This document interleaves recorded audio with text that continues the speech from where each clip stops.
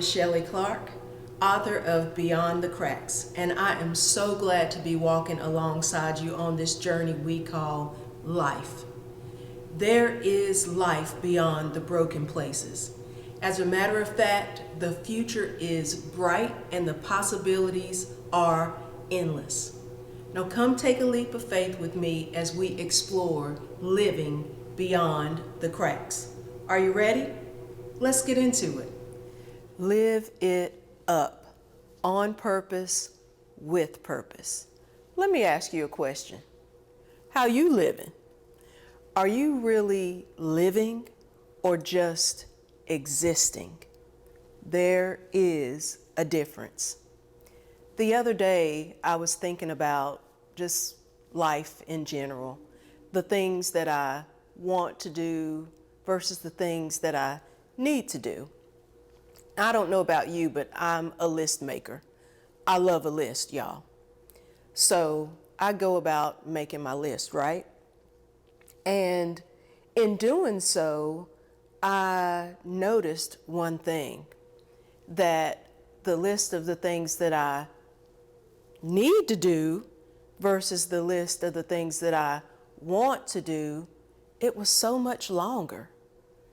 And I started to ask myself, okay, wait, these items on the need to do list, are they really important? Are they really a priority? And if I'm honest, some of the things on my list were just imaginary barriers that I'd created for my own self. Piddly things where I was just checking off the box, when really they were only mundane tasks that were keeping me stuck. A way of not challenging myself to do the hard things. It was a way of me procrastinating and not launching out into things that really mattered.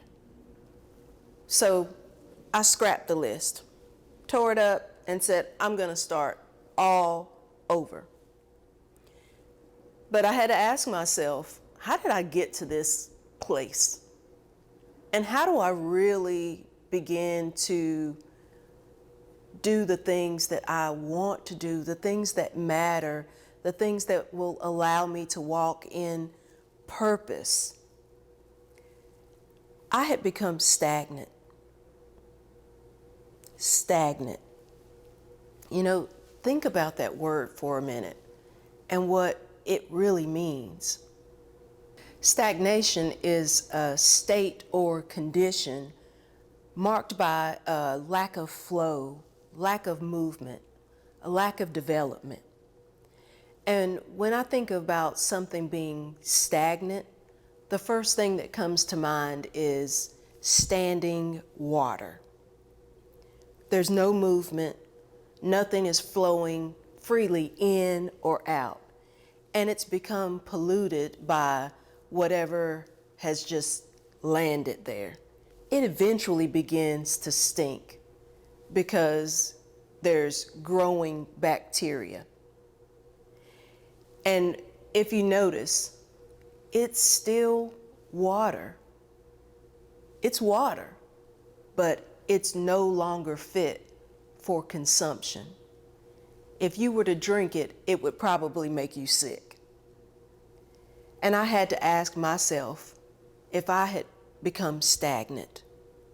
We too can become stagnant. Ask yourself if you are just existing in a stagnant state, or are you really living on purpose? Just like that standing water, there's growth, right? But it's not the right kind of growth. Cancer cells grow too, but they eventually cause death. If you're standing still, you're not moving forward. Stagnancy is a slow death, if you will. And anything that's stagnant and dying eventually begins to stink. I don't want to live that way. And I know you don't either. I want to live a life that reproduces the life that God desires for me to live. And we can only do that fully in Him. Acts 17:28 says, "It's in Him that I live, move, and have my very being." We've got to allow the living waters of the Word of God to begin to flow in and through us and clean out those things that have become stagnant. So let's talk for a minute about expectation. Do you feel like life is happening to you? Or is it happening for you and with you? What are you expecting? Are you expecting anything? And I realized that I needed to raise the level of my expectation. I don't know about you, but I'm tired of just enough and living in survival mode. You know, don't get me wrong. There are times when we have to be in survival mode. Think back to COVID-19. We were all in survival mode, doing what was necessary to get through the day-to-day. But I don't believe that we were designed to live in just enough. I don't want to simply survive in this life. I want to thrive in this life. We need to thrive together. And you can only do that if you believe that there is more. Guess what? There is more. Jesus came so that we might have life and have it in abundance, have it to the full. Look, if you expect good things to happen, they will. If you expect bad things to happen, guess what? They will. What you expect, believe, and focus on shapes your reality. We shape the world around us with our minds long before we even step into it. You can do whatever it is that you put your mind to. Know that. I'm going to say it again. You can do whatever it is that you put your mind to.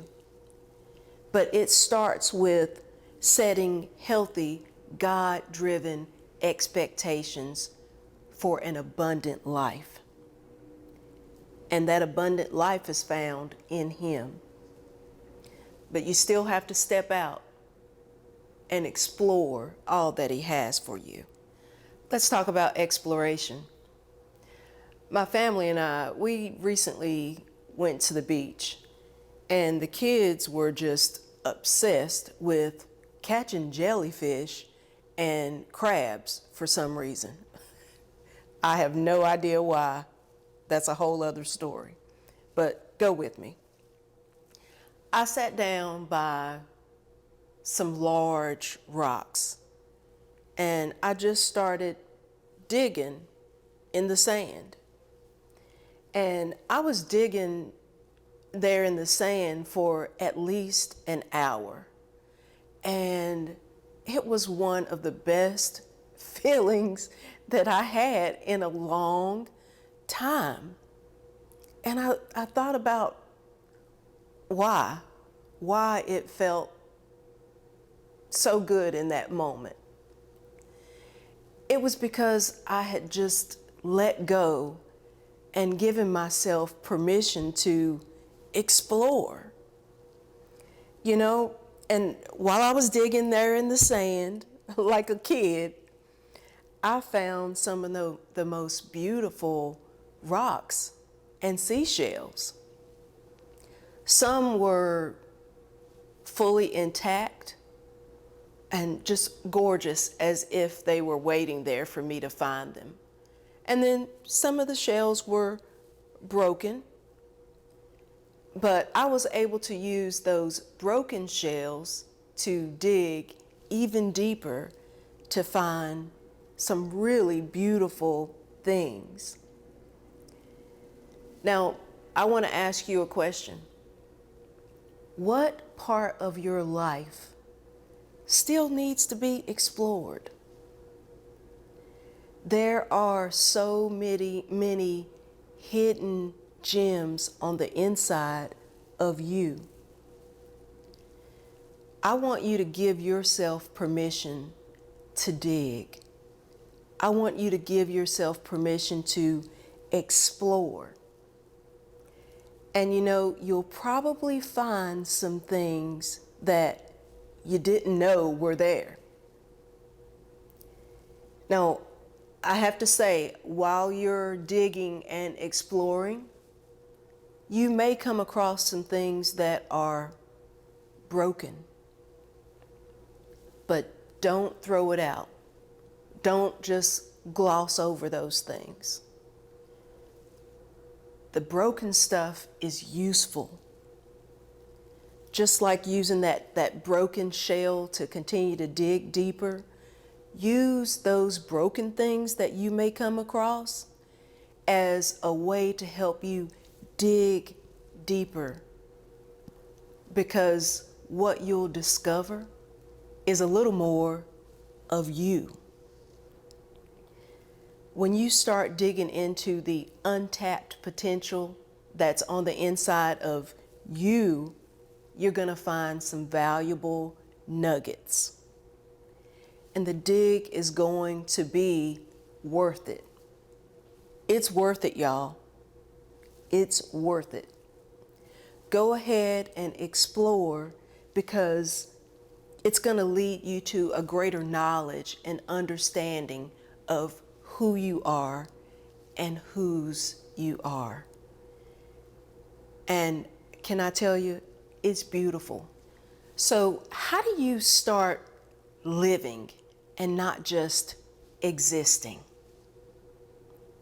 First things first, get out of that place of stagnation. Realize that life happens with and for you, not to you. Expect more, be more. Raise that level of expectation. Don't merely survive on the scraps that life throws at you. Take on a thrive mentality. Take what you have and grow it, whatever it is. Recognize that you have something to offer in this life and begin to pour that out as a blessing to someone else. And watch, God will begin to pour more into you. And it's just going to open the door for more and more to be poured into you. We are the curator of our own destiny, along with God, who is the author and the finisher of our faith. No one can walk this thing out except for you. And He has already given you everything that you need to do this. He's given you everything that you need to not just survive, but thrive. Be intentional about exploring what God has for you.